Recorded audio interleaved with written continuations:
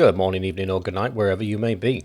We've had our first feature highlight come out today from Cities Skylines 2, and it's the road tools. Now, I've been looking forward to this one personally, as I think it was a really important thing for us to get some information on, especially regarding the traffic layout and things like that, because obviously the original AI and traffic management tools available in the original Cities Skylines were pretty poor. So I'm going to take you through what's in here at the moment. I'm not going to take you through the video. I will link that in the description though if you want to go and watch it yourself. There is some extra bits in there that aren't really covered in this overview. The main one being that your water and electricity and wastage will now go underneath your roads, so you don't have to plan those in separately. Your road network will be your sewage and electricity network too.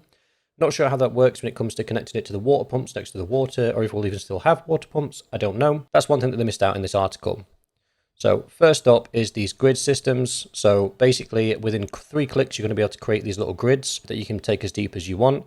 This is going to be really good for creating those really neat and structured industrial zones, as well as those aesthetically pleasing residential areas. We've got a new tool, the replace tool, which is going to be replacing the upgrade tool, and that allows you to change the existing roads and make some amendments to them as well. So that's really interesting. A parallel mode, which from the picture on screen, making this type of long sweeping road in the original City Skylines was very difficult. Over time you could get used to the mechanics and do it, but it did take some fettling and it didn't really work well if we're being honest with each other. But now there's parallel mode where you can pop into parallel mode and it will make sure that the roads are equal distance apart. So really good upgrade there onto the road management. I think that's brilliant personally. We then go down to building options. So this one basically tells us that if we've got multiple roads before, if you tried to drag a road through the middle of them all, it wouldn't work. You'd have to separate them individually and then connect them all back up again. This will automatically add intersections where they're needed. Got elevated roads, but I don't think that's anything new. Apparently the on and off ramps have been reworked too to make them more efficient at what they do. So it'll be interesting to see those in action. Intersections apparently have been reworked as well. And then we've got one of the highlights for me is the buses and tram lanes. So in the original Cities Skylines games, these were DLCs. You had to buy the DLC to get access to on-road tramways and the bus lanes.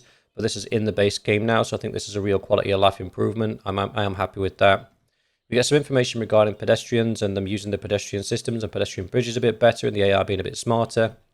Intersections, now you can just drag and drop onto existing roads and they'll just pop in there instead of having to delete everything and trying to shape it. However, it'll be interesting to see how well that tool actually works upon release. Roundabouts, again, they're drag and drop now, so you've got more selection than we used to have, and they're obviously not just round roads.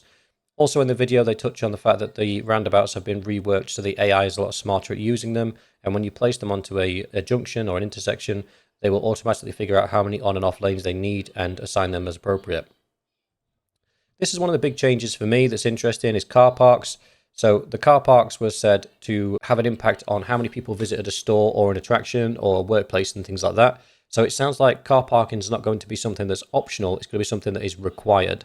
This to me is really interesting. Will we see some sort of infrastructure surrounding car parks? Will we be able to make money out of them? Or will it be another public transport where it is necessary and required, but you can't really make any money out of it? Next up is road maintenance.